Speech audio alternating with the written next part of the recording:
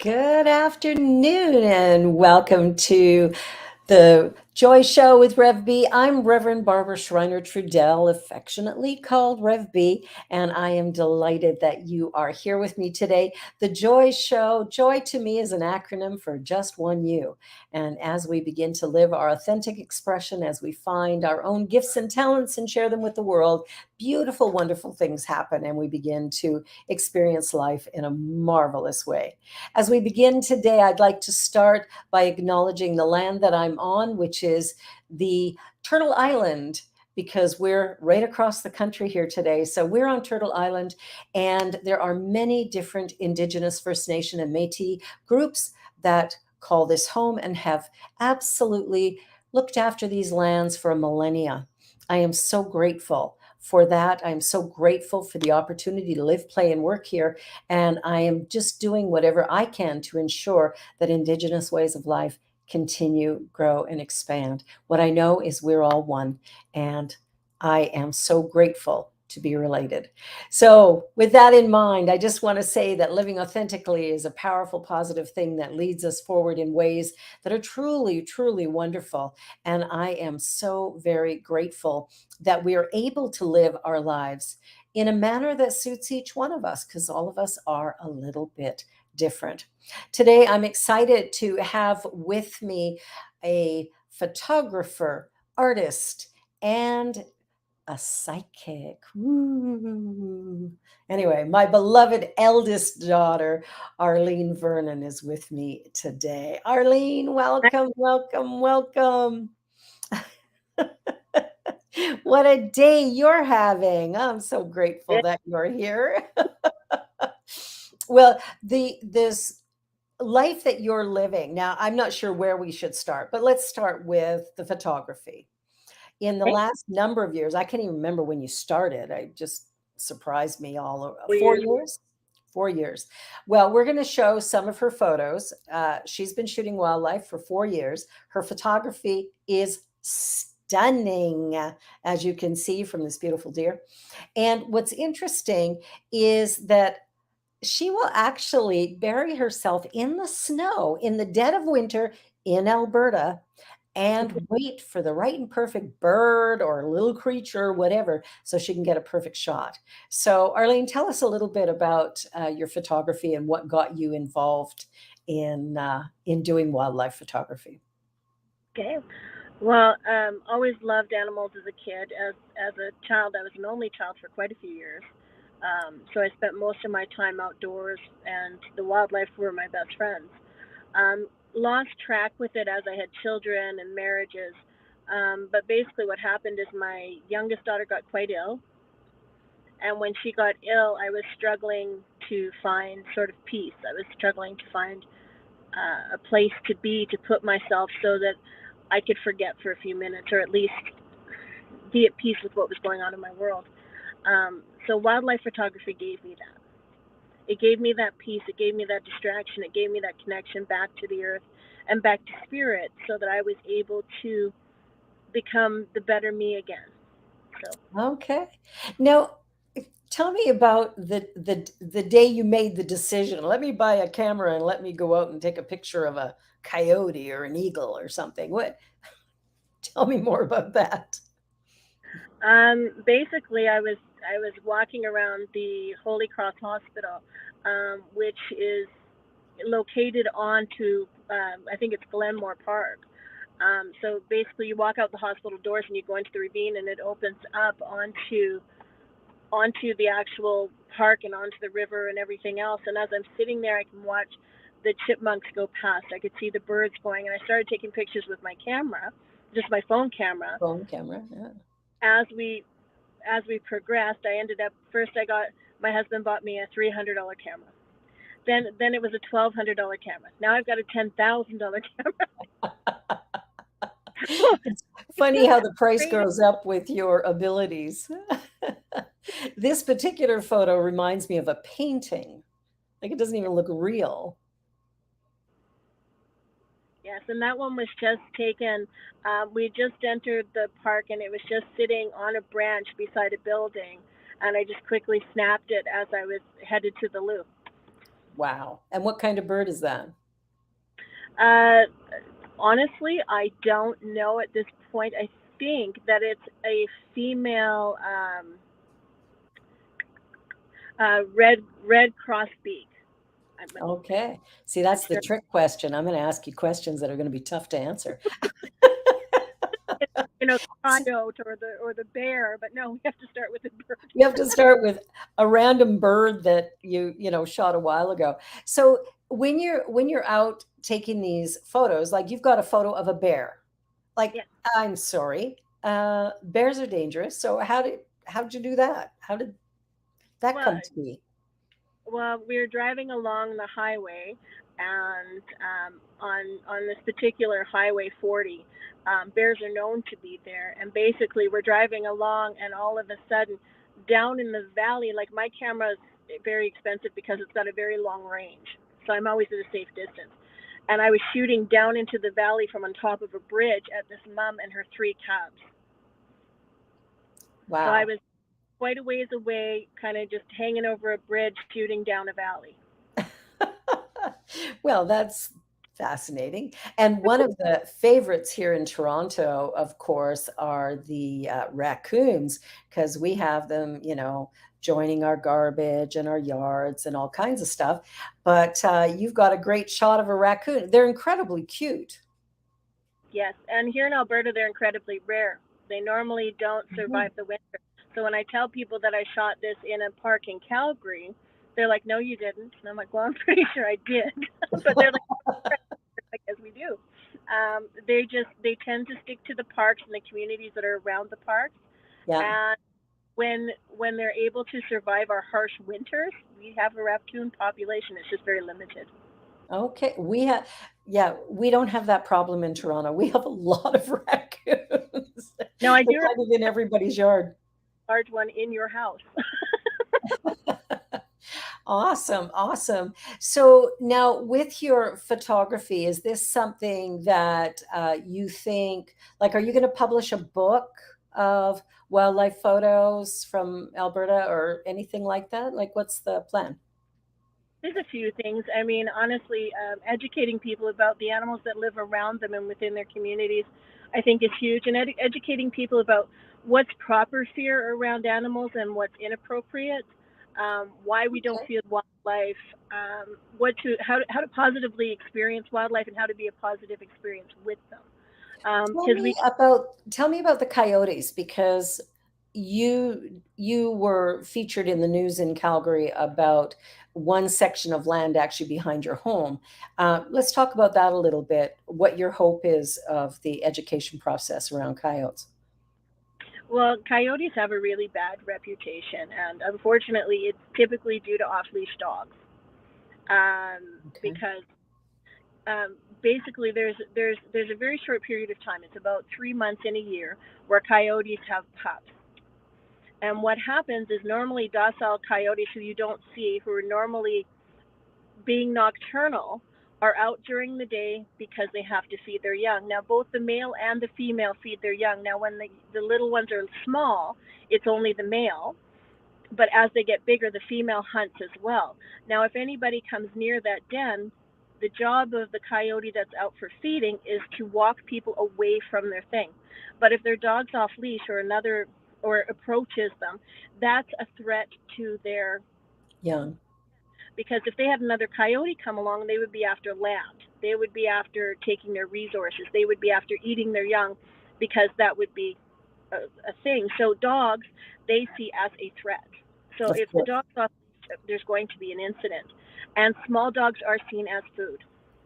If your small dog isn't on leash, it is seen as food. And that's only just because they don't think the way we do. They don't see it as the sweet little dog. They see it as a squirrel, as a gopher, as a rabbit, because those are their normal foods. But once again, coyotes are fairly, they prefer to have um, rodents, rats, Mhm. mice, those kind of things. They really don't like to fight for their food. They like to Okay. eat. So Um, it's actually good to have them around, especially if you have lots of green space around your neighborhood. The coyotes will actually keep down sort of the Rodent population, because rats and Okay. Not that Yeah, there's any rats in Alberta because we know they don't have them. yeah, we do, but that's besides the point. That's another thing that yeah, That's a whole other we conversation. do. We do. It's just not to the population that it is across the world. And Exactly. coyotes are absolutely phenomenal rodent keepers because they will catch in an hour 60 or 70 in a go. Like they just continually eat. Wow. Um, I've photographed them for over 2 years in my backyard. Unfortunately, due to dog attacks and so on and so forth, my male lost his life. So we don't have coyotes in the back anymore because she mated with someone else um, Yeah. that lives further down in Fish Creek. So, um, but that's the thing is when you have humans and coyotes together, there is a balance to be had, and it's Yeah. about mutual respect. They keep the rodents out so that we don't get sick, and they keep the lands clean of any kind of contaminants because they pretty much eat everything. Right. As long Okay. as we keep our dogs on leash and we respect their boundaries during the seasons when they're having young, which is basically end of March until June, where they're very defensive. Okay. I want to spread education. That's the gist of it, especially with coyotes. Yeah. Well, and that could be a great thing. Like, there's a great idea for your book, all Mm-hmm. your photos, but also here's how to interact, here's how to keep yourself safe, here's what you need to do in order to enjoy nature, Yes. but at the same time, not destroy it. I mean, we have to learn how to live harmoniously with wildlife and with everybody around us. So I think that's really really important. And Well, that's there was a profound documentary done a few years ago about the wolves in Yellowstone Park. oh, that was so good. Yeah, They yeah. When annihilated they, all yeah, of the wolves in Yellowstone Park and realized within 5 years the land devastation that it had caused because there was nothing left. It went from being a lush green area to being oh, completely bare. completely decimated. Yeah, And yeah. I then they watched that removed video. and watched it all come back up again. It was Well, and it incredible. was interesting how fast it returned to the correct ecosystem. So this speaks to anywhere where we go in and completely destroy one Yeah, thing, whether it's a mosquito or it's flies, or if we go in and destroy anything like that and wipe them all out, there's an imbalance that now occurs environmentally that is going to cause us some challenges down the road. exactly. And that's one of those things Yeah. a lot of people don't understand is when they want to get rid of the coyotes or they want to try and control the population. Well, by getting rid of the coyotes or controlling the population, you're allowing your rodent population to grow. To You're increase. allowing it to consume your lands, to ruin your yards because they eat those voles. Those voles are the ones that put the big holes in your yard. Yeah. The gophers, the all of those things they create a balance. There's a very delicate balance between nature and us, and unfortunately, a lot of times that's not being met, and it's a lot due to fear. A lot of these Well, yeah, yeah. Now, you did a video a while ago of I think it was a lynx that was walking around your neighborhood, checking out people's yards, their garages, walking around their cars. yeah, so it was our local bobcat. We called him Bob the It Bobcat. was a bobcat, okay. Yeah, and he would hop our fences, and he would go in, and he's what controls the rabbit population within our community. Yeah. He's a Wow. little guy, and I told people, I said, you know what, for during the summer months, take your dog out by leash. Like if they're little dogs, take them out by leash just to ensure you don't have an issue. I mean, my dogs are big Yeah. enough that he wouldn't bother, but you do have to be cautious of it and understand that when you have a small dog that's the size of a hamster or slightly bigger, it's a risk. It's a risk. I have two small dogs. I'm not judging. I love my small dogs, but I go Yeah. outside But they with also look like food to a bobcat. that. And Okay, so now there's a couple other pictures that I want Deja to share. This one's spectacular. I really, really love that. Is that a female? that's a male. That's a male. Okay, I have no clue about these things. So Yeah, you the have to, horns head are male. Horns on the oh, that's the Yeah. clue. All right. And I think there's a couple of other bird pictures that we have in here that I wanted you to give Sure. some thoughts about. Oh, this one here. Is this a blue Sure. heron? Yeah, that's a blue heron in the middle of Fish Creek Park. Um, it was bathing. That's why it has its wings up because they have to dry their wings before they take flight. So when Oh, you're taking a photo of them, you wait till they're done bathing and then they dry their wings before they take off. that's very cool. That's a beautiful shot. That's a beautiful bird. Thank you. I give credit for the bird, God. Oh, I love that. I love that. That is so cool. Well, there, you are, and again, here's another gorgeous shot of a deer. Um, Now, you are a little diverse Yes. in the things you do artistically. So that's your photography and your love of animals, which we're going to need to. Oh, look at this one in Yeah, flight. that's a juvenile starling. I had an entire swarm of baby juveniles in my backyard and was blessed enough to take photos of them. Now, how big is a starling? A starling's just a little bit bigger than your hand when its wings are spread. Like they're not too big. Like here, it looks like this grand big bird, and it's like a little tiny thing, right? It is a very small bird, and in fact, the European Beautiful. starlings were brought here from Europe for a birthday of one of the monarchs, and they were released. I think there was 100 of them, and that's what's created our colonies here. They're not actually from Canada. Originally. Isn't that cool? Well, that's yeah. I'm in awe. I'm in awe. I'm not exactly sure how I created these very artistic, talented children, but somehow it happened. Okay, so moving along. Now you've got some very quirky art. Um, you have been You've been creating these kind of interesting dolls. And I know Yeah. people will be able to see them on your Instagram. I don't think you sent me any photos. Nope. Um, but you like to take nice regular dolls from the store and then you alter them to Yes. be kind of scary. A little bit. Well, some of them are. Some of them are fairies. Some of them are witches. Some of them are. It just depends on the doll and what it comes out as. So each one's different. Each one is different. So, what got you thinking about doing that? Like, why do you take these perfectly good little dolls that you buy at the store and then make them wild and wonderful? Well, they were monster high dolls to begin with. So I don't know that they weren't odd to begin with, but basically there's tutorials on YouTube about how to make over dolls and stuff. And I've always loved dolls, but taking the art of painting and the art of sculpting and putting it in with dolls and creating something new out of something that was old because I buy them all used Yeah, was just a great thing because once you like I film the transformation from where they start because they usually start with purple or green skin because they're monster high dolls, right. and then you spray them, you change them back to normal color, you blush them so that they have normal features, and then you can give them ears and make them fairies, or you can make them into animal people, or you can make them into whatever. It's just creativity, and I think that rather than every doll being stereotypically the same thing, that it's kind Yeah. of nice to have diversity.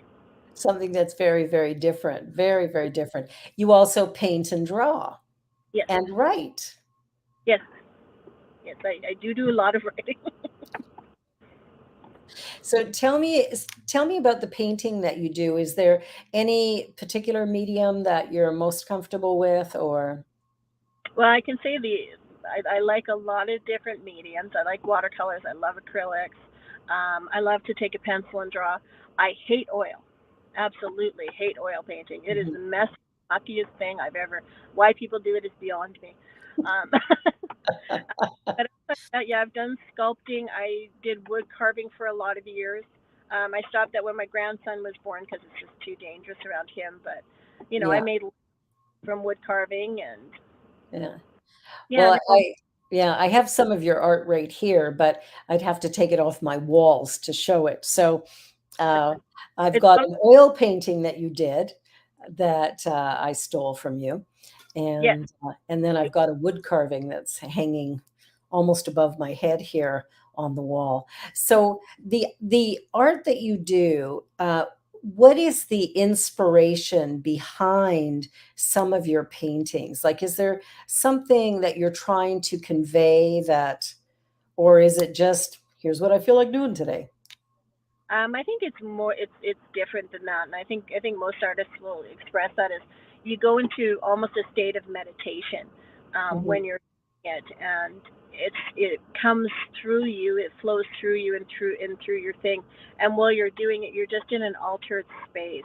And having done the meditation courses and stuff like that, to me, it's the closest thing I could relate to that is because even when I was wood carving, you would take the wood and the wood would tell you what it wanted to be. Or Okay. you'd sit down and paint something, unless I was looking at something particular or I was doing it for someone. Because I've done some realism. It's not my medium, but I have done it because, once I did it because my dog. I wanted to have a beautiful representation of my dog, so I did what was realistic of him. But for the most part, it's just about flow. It's just about what comes through, and it's more of a pure release. Right. Um, that just comes through, and you just allow it to be. It's just stroke for stroke where it wants to go. I don't think in my stuff that there's a particular large amount of thought. It's Right. I see a picture I love, I'll do it and I'll do it in my way, or I'll just pick up a pad and go. I mean, it just depends on the day. If I'm doing it for someone in particular, though, I'll do it in what they want, in the Yeah, way they. whatever it is that they're looking for. Yeah. And so a lot of, when people go to your Instagram page or your TikTok, they're going to see this, but your art is very quirky. Like it's, I guess, pretty much abstract. You can, see, I mean, you can get what it is, but it's pretty abstract in the way you use color and things like that. Well, I mean, I think we have enough of the stereotypical, and I think that we need to see things in different light. I think that when people put themselves in a box of this is the way this should look, and if it's, you know, rather than, like when I did a sketch of an elephant, it's clearly an elephant. There's tons of shading in it. There's hours and hours of work, but it's an elephant sitting on a soccer ball, you know, Because or that happens. I had a sneaker and I, took the sneaker and I changed it and made it rainbow. But it's a sneaker. It's got all the depth to it and everything else. Yeah. Or took an old photo of my great grandfather and did him and his friends. They were roofing, and I took that and I just, did it with different shapes and colors on their shirts and on the things in behind them, just because it needed some diversity. Yeah, Just yeah. I love that. I love that. There's something about allowing that creative spirit to flow. And I think what I'm in awe of with you and with Rye as well is that I can't seem to get myself out of my head enough to actually let loose and do that. yeah. So maybe that's something you can teach me down the road. It's like I said, if you can do meditation, you can put yourself into that space. You just gotta allow it to be and not judge it. Because the moment that we take judgment out of the picture, that's when source comes through. Yeah, that's when things move. Now, the interesting thing before we go to a break is that you are also studying to become a practitioner and a minister with the Centers for Spiritual Living. Yes, yes, yes, yes. I'll tell Yep. you, you don't have enough on your plate. You got to do a little more. No, no, I just need to be busy all the time. Idle hands are the devil's work, I've heard. But we don't believe in the I don't devil, believe in so, devils. uh, so, what do you think when you do that, when you complete your training, because you've been doing it for a number of years now, but it takes a while to get there. When you complete your training, what is it that you think you're most likely to do with that education? I don't know. I mean, I'm already putting it into work doing, the TikToks and the Instagrams and the stuff like that I do.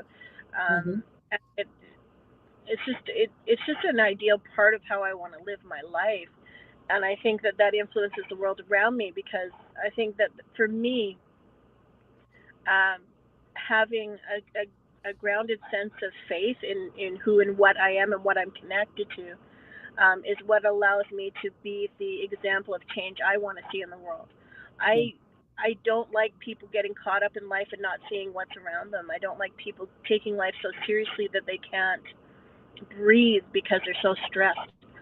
Um, to be able to keep myself in that loving space in a world of chaos, Yeah. I think is the main goal. Just to keep that connection with Source strong and vital. Yeah, that's where I want to live. So Nice. if it goes any further than that, it's done its job. I'm just grateful. Awesome. Awesome. Well, thanks, sweetie. That's fantastic. That really helps me. All right, we are going to go to a break. So, this is Rev B on the Joy Show, and my guest Arlene Vernon is my eldest daughter. And we are going to be back in just a couple of minutes, so do stay tuned. We will be right back.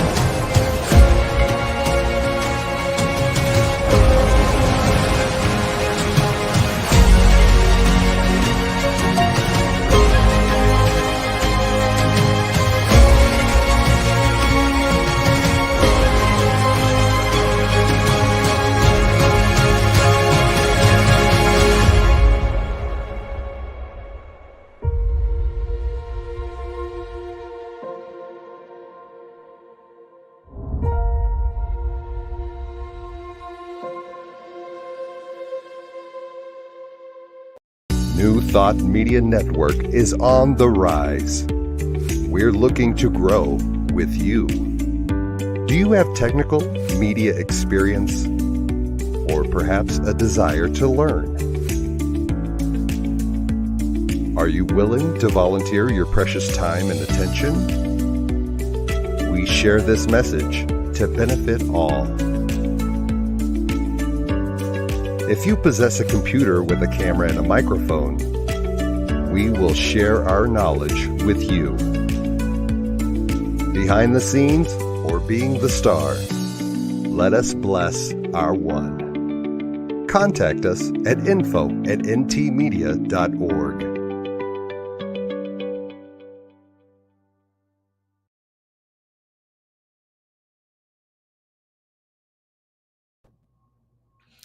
And we're back. Well, I'm really excited because I am interviewing today Arlene Vernon, who has a number of talents. Well, right now, when she comes back onto the screen here, we are going to be talking about a psychic ability.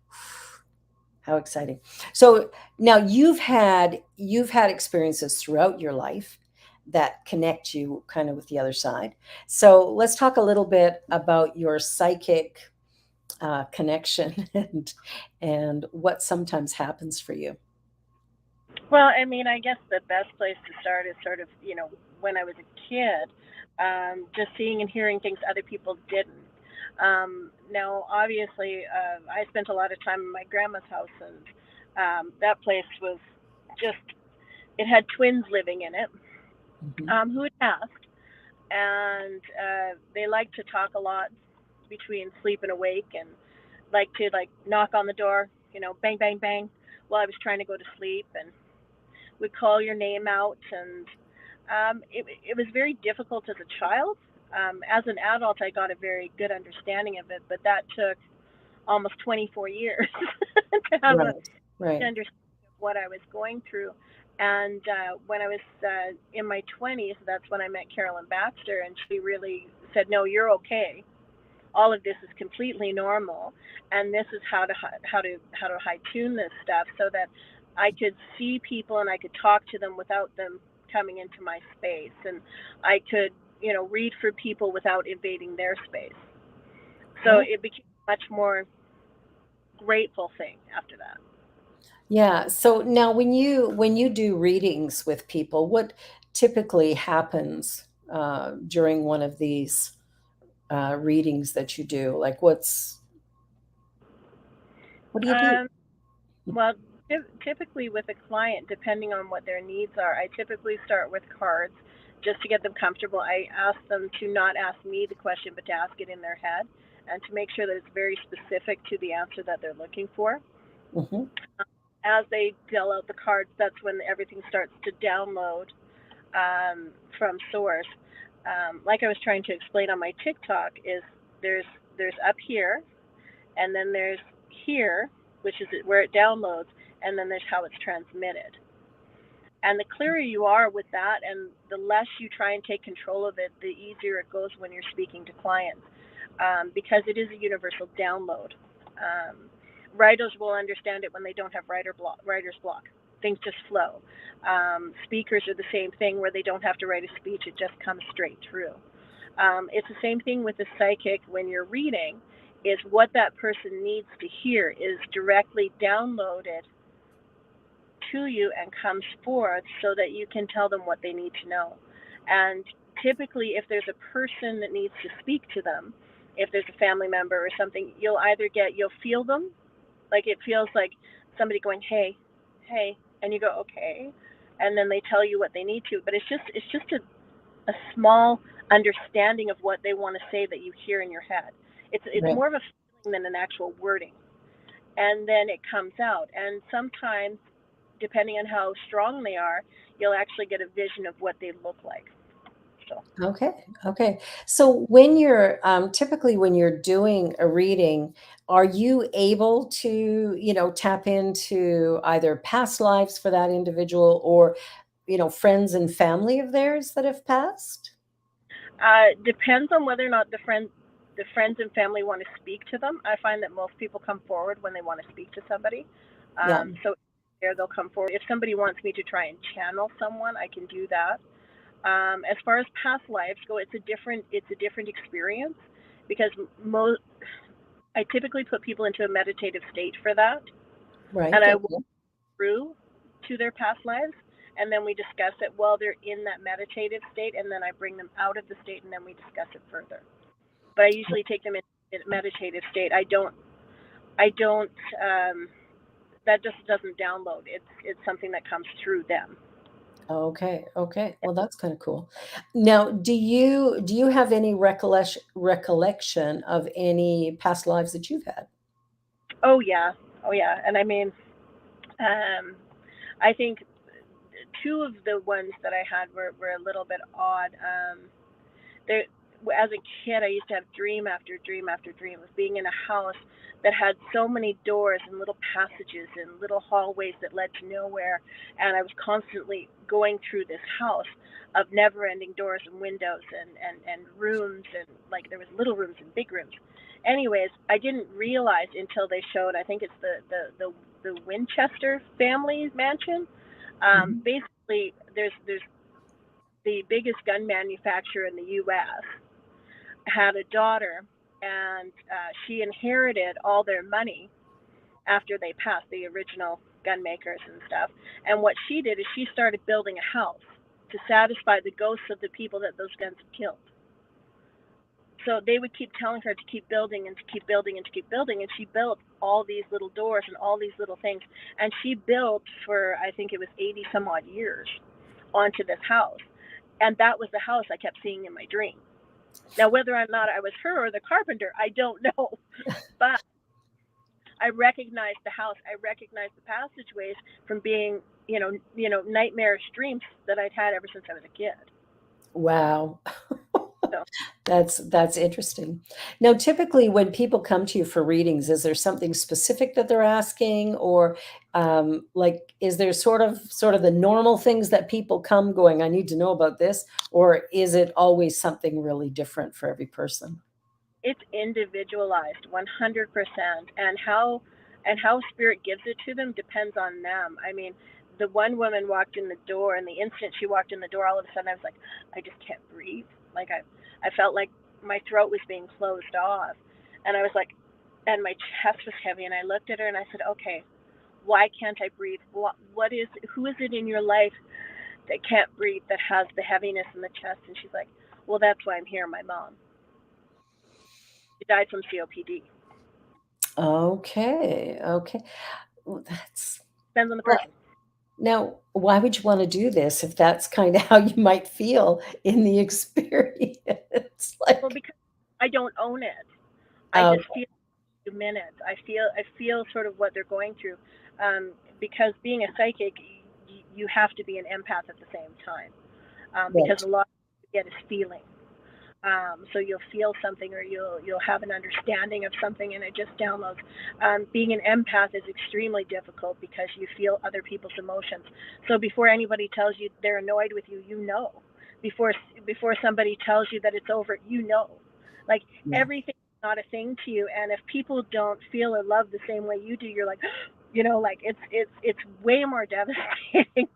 But I do it because I love people. I love the experience of my life. I love being connected to Source, and I wouldn't trade it for anything, because there is nothing more pure than working with energy and working with enlightenment and seeing somebody go, thank you for giving me that moment I wouldn't have ever thought before. Well, That's me. that yeah, yeah, that's the thing. It can be a precious experience, depending on what goes on and what comes from it. Yeah. Now, when you're doing readings, does it have to be in person? No, So absolutely. distance makes no difference? Nope. No, because we are universe, we are source, and I mean, I think this is why the religion speaks to me so loudly, is because it's about the only thing that aligns with what I know to be true. Because everything I get is because I am part of the source. I'm part Right. of the download. I am part of this.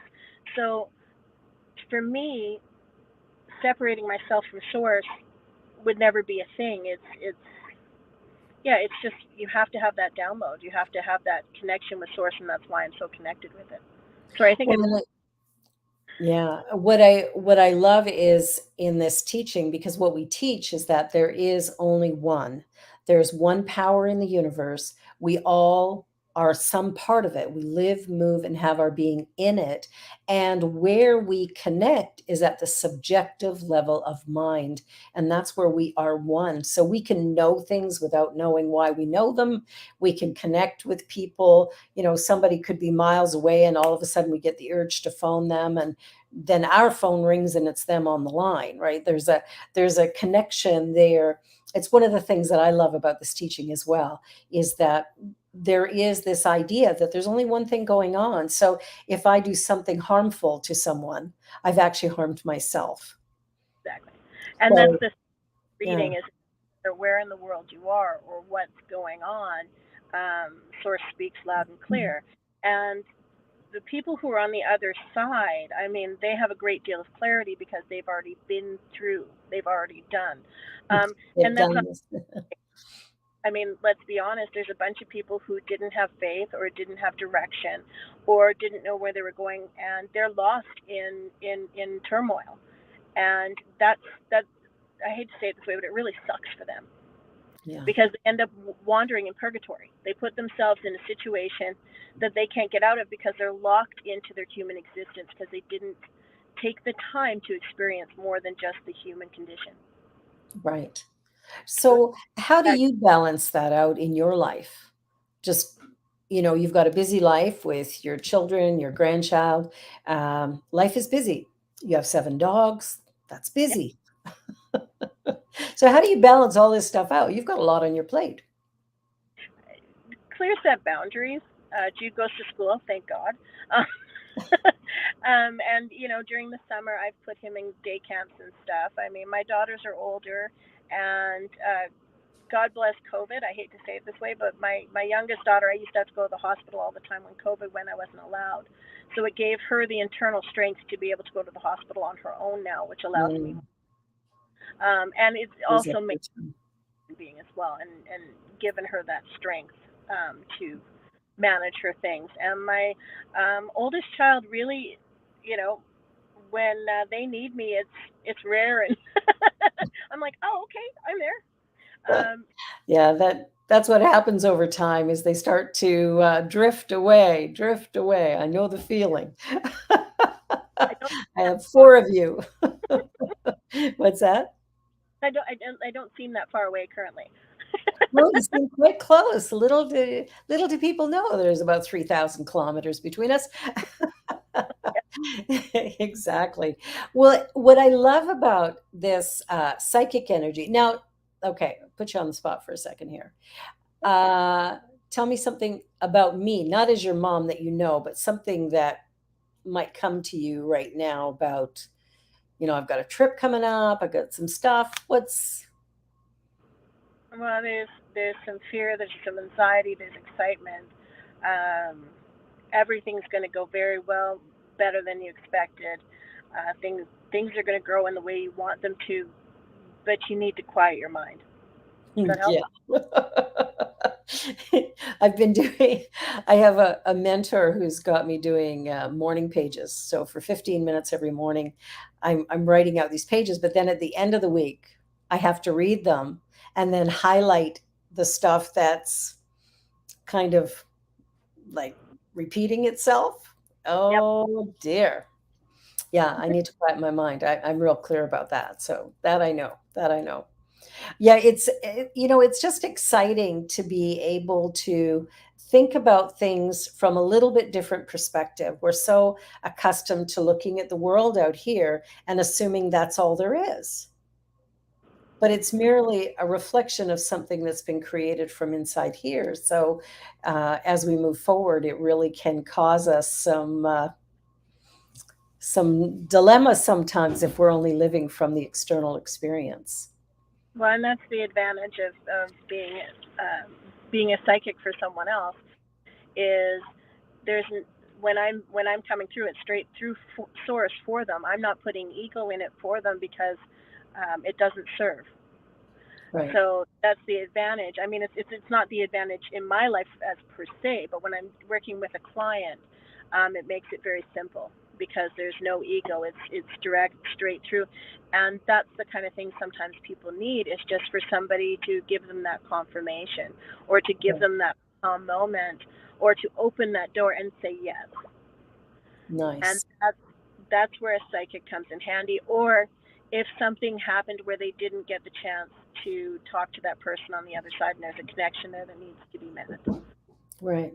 Those kind of things. Or they've got a fear that they don't understand and we do a past life regression and it's like, there it is. There's that fear you don't understand for no reason, and Goes let's get for okay. Well, that's cool. That's really cool.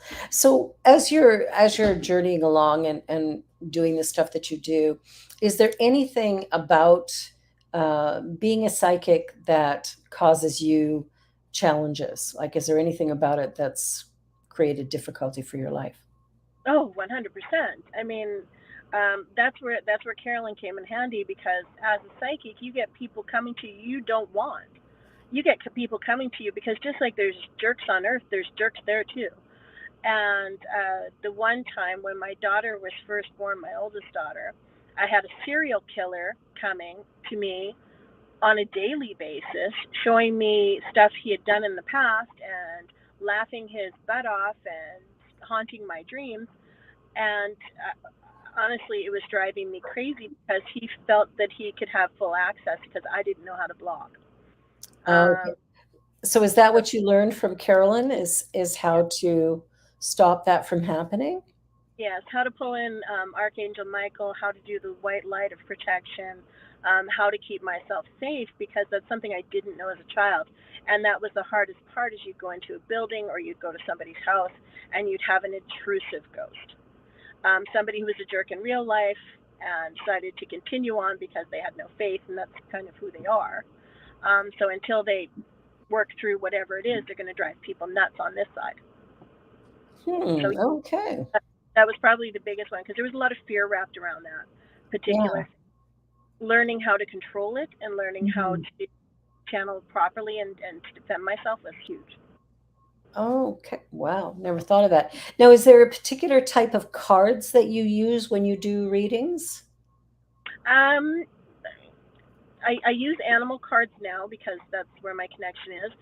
For many, many years, I think for the majority of my readings, probably 30 years, I used angel cards. Angel And cards. Okay. I just recently changed to animal cards because I had two separate decks given to me. And I knew it was time to move on. Because So I, I am ridiculous. People think I'm a lamb because I listen to what the universe says and I follow because I learned in the past, I would say 15 years, or no, 17 years, to just stop and listen. Because every time I fought it, it bit me in the butt. So, well, one of the things we teach is that what you resist persists. yep. And so it's really important to kind of get the message. And I've always found anything that comes to me two or three times, there's a message there that I need to heed. And I've lived that way for quite a long time as well. That when something happens over and over again, I remember last year I had a couple of friends who ended up with oh, what's that? Shingles. Uh, Shingles, thank you. That ended up with shingles. And when the second woman showed up on my camera with, her face marked up with shingles, I was like, wow, I think it's time to get the vaccine.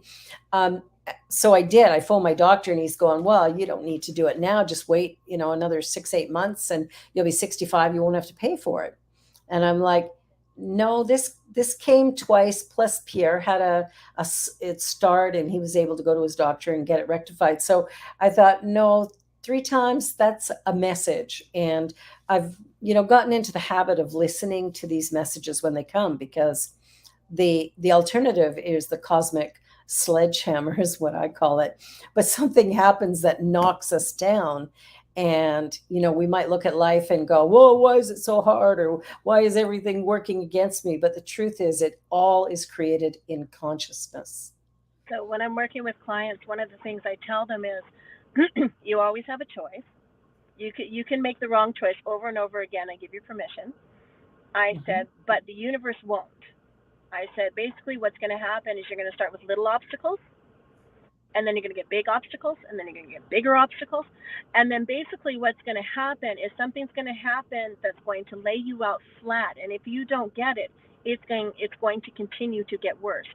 Um, when the universe is knocking you and telling you this isn't the way to go. So my wedding to my first husband was a grand example of this. The day before my wedding, I was getting my nails done, and my maid of honor found out I was getting my nails done and said, "You didn't pay to get mine done. That's it. I'm not going to be your maid of honor," which was brilliant. Uh, um, Oops. I had this Chip and Dale looking dancer fireman that I worked with who was just like, "Oh, do you want to go out on a date?" And I'm like, "No, I'm getting married tomorrow." And he's like, "What?" I'm like, "Okay."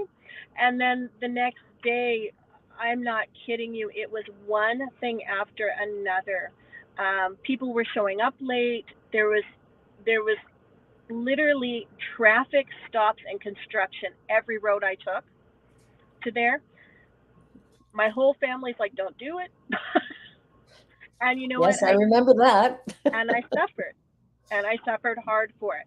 And the longer I tried to stay on it, the worse it got. Yeah. And I'll tell you from experience, I'm never going down that path again. And like I said, people find it funny that they'll be like, "Oh, well, I'm running this course or I'm doing something," and all of a sudden they go, "Okay, yeah, I'll sign up." And they're like, "What?" I'm like, when something's put in front of me and it's a positive thing, I'm going to jump on it because my life's too short not to say yes. I like that. I like that. Saying yes. Say yes when you mean yes. Say yes when it's fun or interesting or positive, inspiring, enlightening, whatever. Say yes. And Say say yes. no when you mean no. Tomorrow is not a guarantee. Today is. Always say yes, and always fulfill your best interest, because you know what? Everybody else will get over it if they see your joy.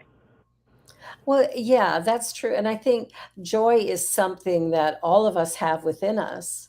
And it's really about, can I allow it to express? Can I be funny and silly? And, what can I do to make life a little bit easier?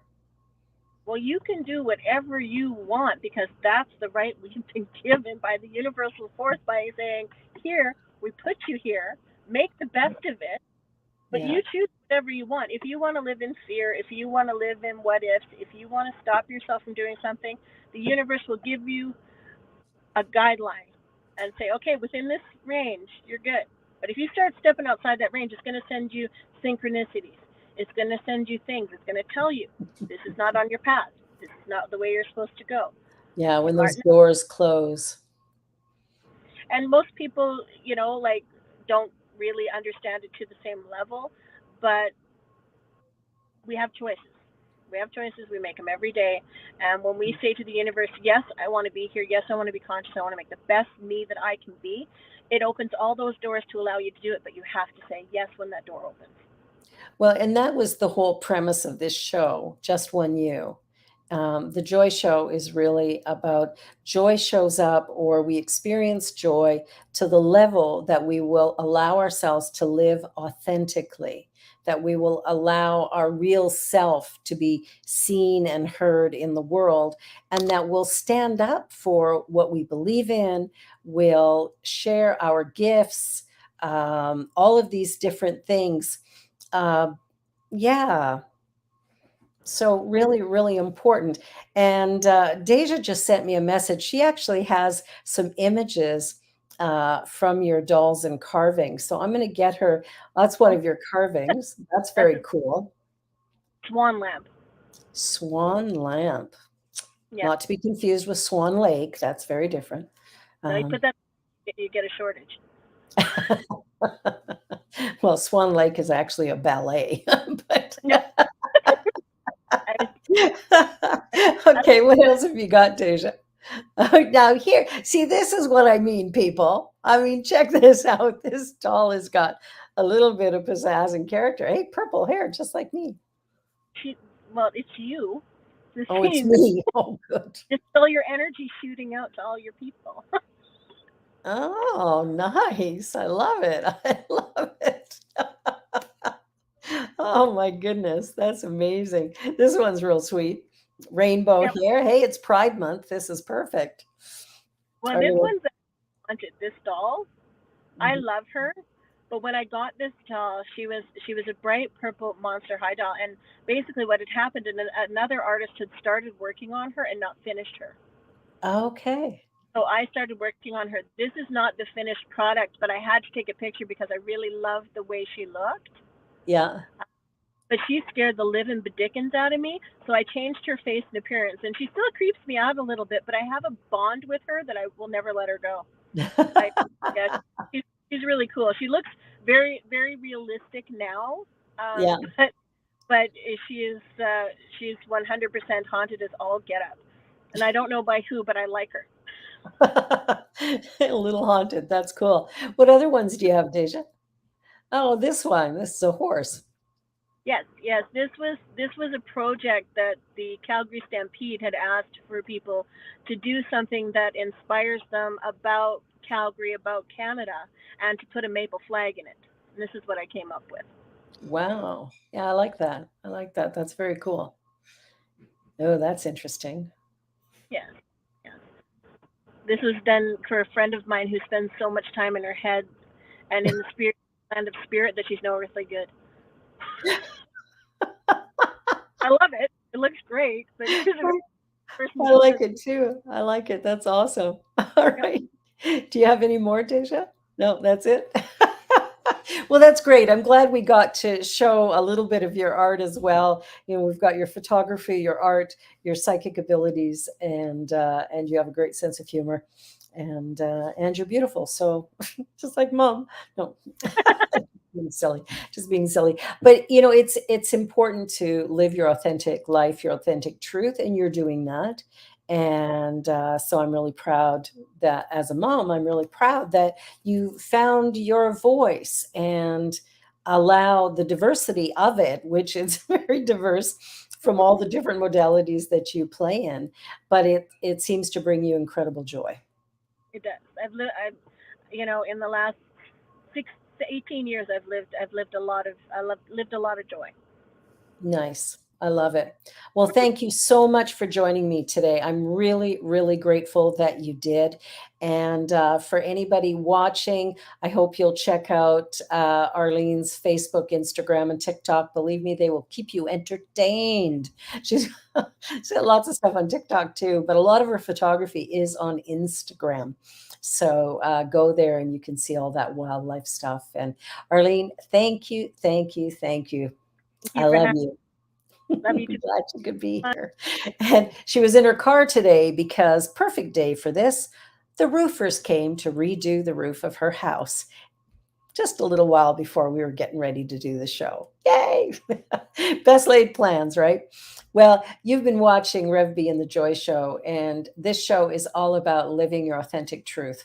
And as we go through the journey of life and living, one of the things we need to remember is that life is a journey without a destination. And as we come to terms with that, we start to realize the value of this now moment. So, in this now moment, I have power.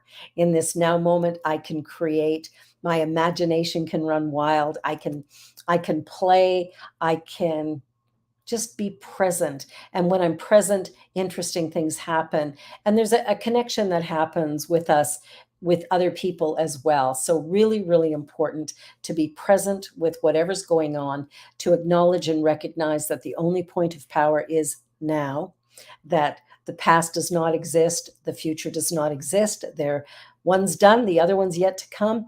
But right now is where all creation happens. So, I invite you to be your best self. Let that glorious divine light inside of you out to play and watch the magic that occurs as a result.